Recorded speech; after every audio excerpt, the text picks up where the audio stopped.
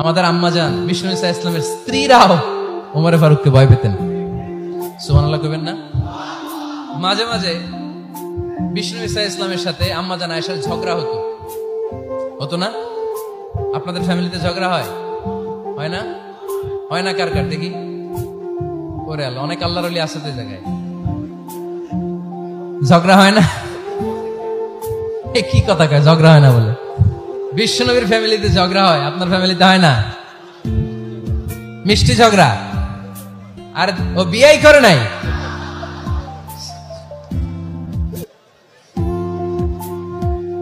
ঝগড়া তো হবেই, দাম্পত্য জীবনের মজাটাই তো এখানে।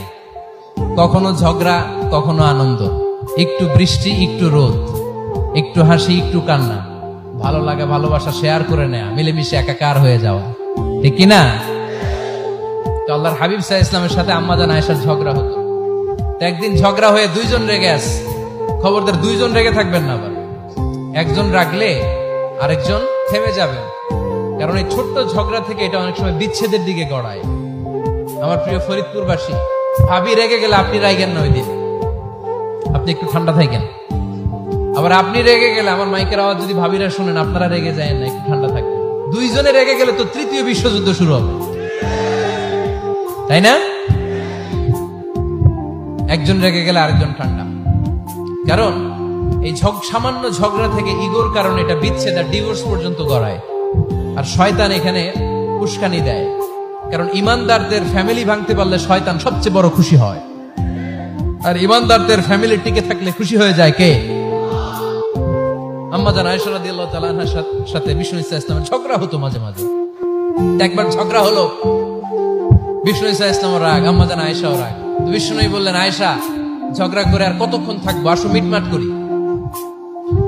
আয়েশা রাদিয়াল্লাহু বললেন, ঠিক আছে, মিটমাট করবো।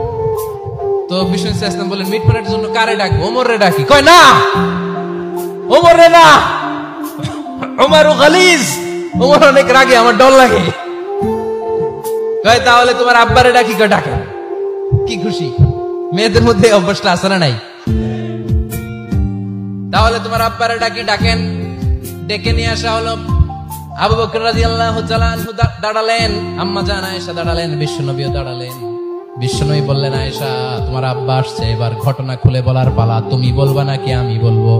আম্মাজান আয়েশা বললেন, আপনি বলেন, তবে ওয়ালা তাকুল ইল্লা হাক্কান, যেটা ঘটছে ওইটাই বললেন, মিথ্যা কথা কইেন না। আবু বকর রাদিয়াল্লাহু তাআলা রেগে মেগে আগুন। কি এই কথা তুমি কেমন করে বলো?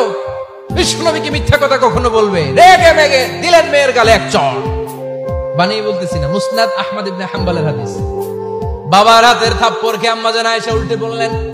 সাইয়েদনা আবু বকর রাগে গড়গড় করছেন, আবার মারার জন্য তেড়ে গেলেন। এবার বাঁচার জন্য আম্মাজান আয়েশা বিশ্বনবীর পিছনে যে আশ্রয় নিলেন, বিশ্বনবী বাঁচানোর জন্য দুই হাত মেলে দাঁড়িয়ে গেলেন। পড়েন সুবহানাল্লাহ। বিশ্বনবী যখন দুই হাত মেলে দাঁড়িয়ে গেলেন, সাইয়েদনা আবু বকর রাদিয়াল্লাহু আনহু থেমে গেলেন। সাইয়েদনা আবু বকর রাদিয়াল্লাহু তাআলা আনহু ঘর থেকে বের হয়ে বারান্দায় দাঁড়ালেন। পড়েন সুবহানাল্লাহ। এবার বিশ্বনবী আম্মাজান আয়েশার কাছে যেয়ে বলেন, ইয়া আয়েশা, কাইফা রাআইতিনি আনকাসতুকি মিনার রাজুল, দেখছো কেমনে বাঁচাইলাম? আমি না থাকলে ভর্তা বানাই ফেলতো আজকে। আমি বাঁচাইছি তোমারে, আমি, আমার লগে ঝগড়া করো তুমি।